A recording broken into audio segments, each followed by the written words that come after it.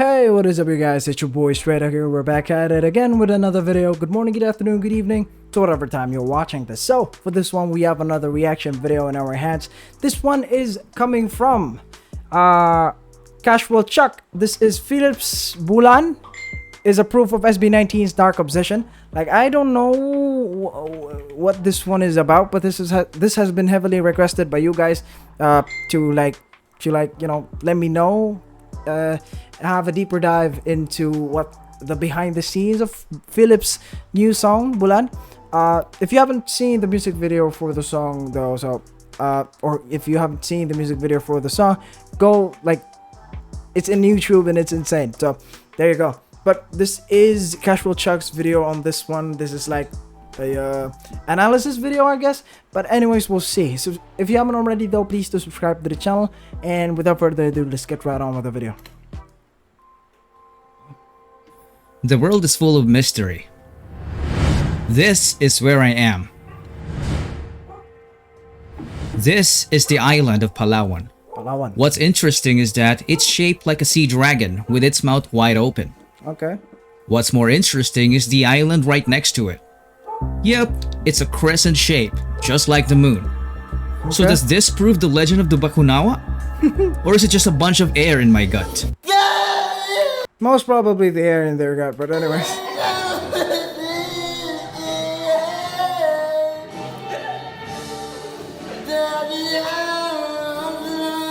The Philippines is a country rich in tradition, and our ancient folklore isn't something to be undervalued. Unfortunately, the rise of social media has made our younger generations clueless about it. Something has to happen to make it better. And what else is better than Felip's latest banger as the reminder? BULAN. May 4, 2022. Felip announced Ang aking apoy na di niyo maapula, ako ang bula. this. 18 were like, Uy, gago kuya, wait lang! Wait lang kuya! Si kuya naman eh! Hindi pa naman ako ready! it was plain obvious that the next song is going to be based on Filipino mythology. But doesn't it feel like deja vu? It makes me want to say, I think I've seen this film before. SB19 has definitely done this many times. Just take a look at Mana. It's a song based on a mythical creature called Manananggal that Yeah. They've done this. flies at night to hunt humans and leaves its lower body in a safe place. This cleverly became their metaphor for humbleness, because they are performers who seek great heights when it comes to musical success, but they always keep their feet on the ground. What about what? What? It's the song where they mention the Iron Maiden, an ancient torture method that puts a person in a standing sarcophagus full of metal blades inside. Yep. It might be simple at first, but if you get locked into it for days, you'd end up falling asleep only to wake up over and over again to the pain of blades piercing your body until you give up and end up killing yourself when you couldn't stand anymore. Once again, their collective inventiveness made such a horrifying thing a symbol of real-life trials. Enter Pablo. La Luna.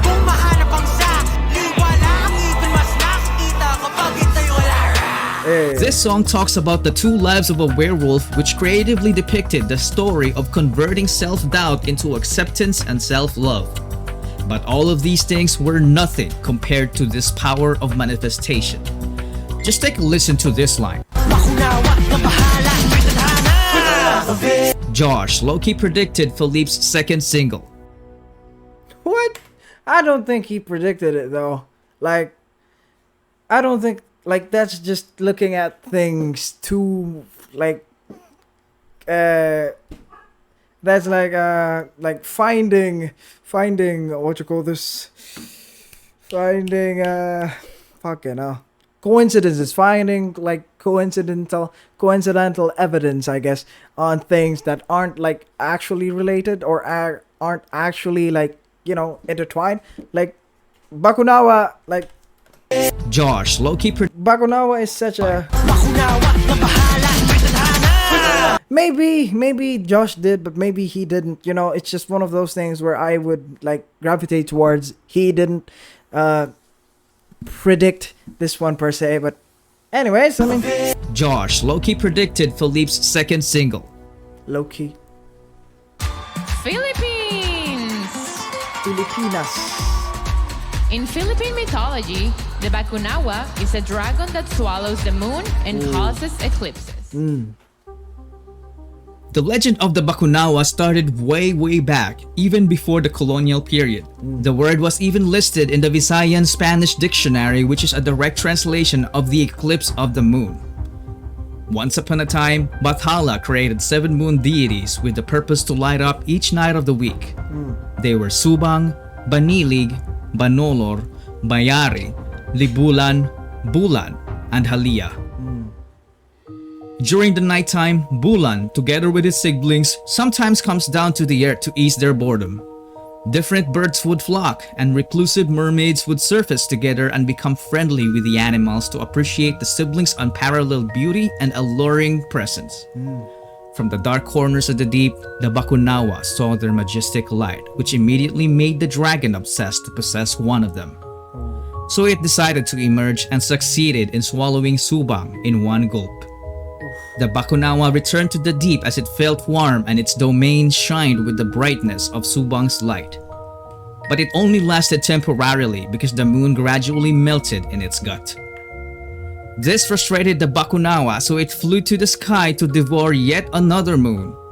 Halia was his target this time because her radiant light was just irresistible. But her twin brothers Banilig and Banolor defended her, so they ended up getting swallowed instead. The serpent then retreated again to enjoy his spoils.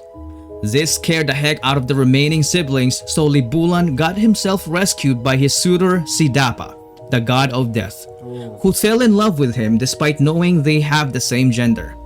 Mayari also left for the purpose of challenging Apulakay, the sun god, to rule over the earth, but she would then be defeated, resulting in her losing an eye, so she would end up settling down by marrying a mortal man who would become the country's first shaman.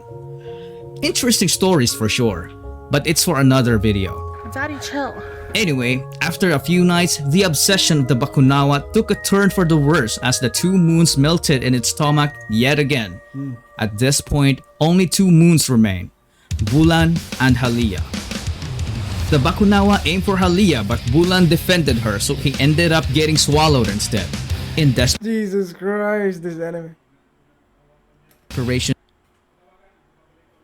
to save Bulan, Halia mustered the light of the stars, which conjured a magic sword that she used to strike the Bakunawa.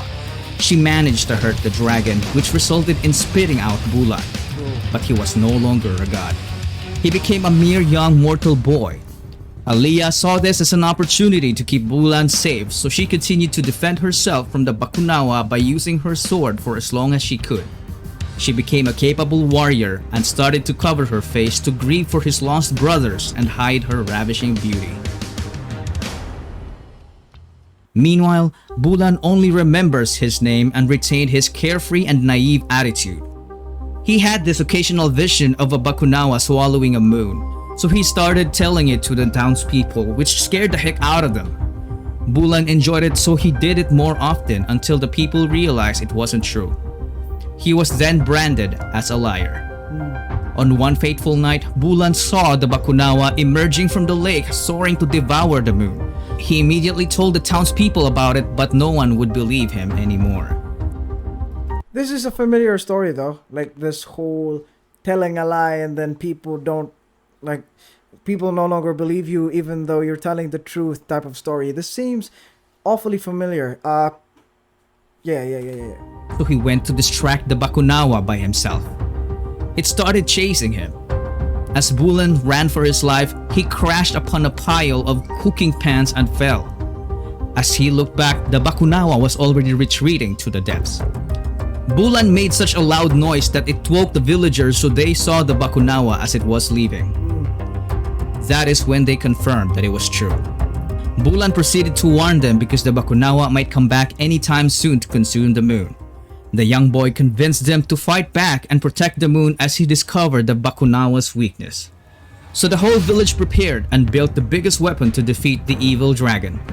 When the Bakunawa surfaced again, the people were ready as they rallied together and started making as much noise as possible. However, the Bakunawa still managed to swallow the moon, but not until they rang the biggest gong they ever built.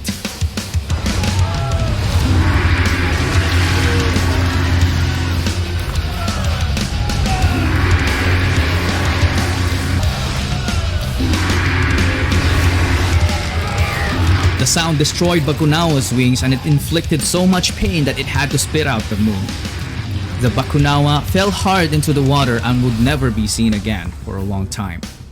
Bulan had no idea that the moon he just saved was actually his twin sister. Okay.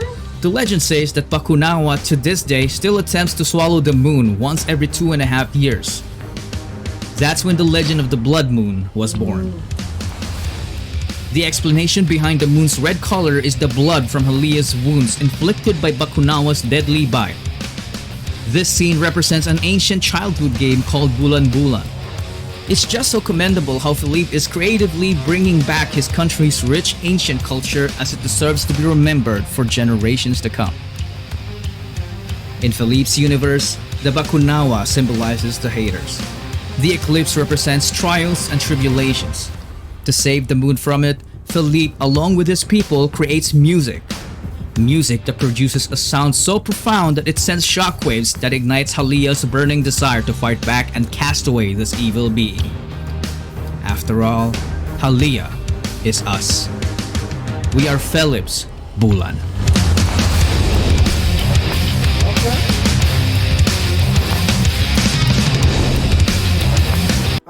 Alright, that was Felip's Bulan is proof of SB19's Dark Obsession. This whole video, like, I'm quite torn between, like, first and foremost, I love this whole, the story behind it. I love it. But at the same time, I don't think, like, it's 100% true what he's saying. These are all just speculations and thoughts of a single man, a single YouTuber, that is Casual Chuck. Don't get me wrong, I like that he made this one.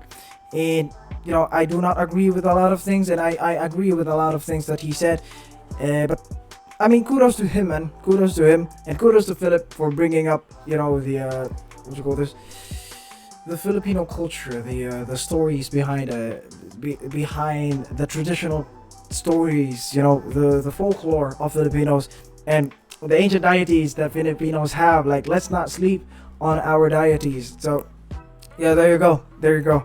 Hopefully you enjoyed this one as much as I did while making it. If you like this video, please do like the video, share this to your family and friends, and if you have any other comments, put it down there in the comment section down below. Subscribe to the channel if you haven't already, but that will be it for this one though. Thank you very much guys for watching, until next time folks, bye bye.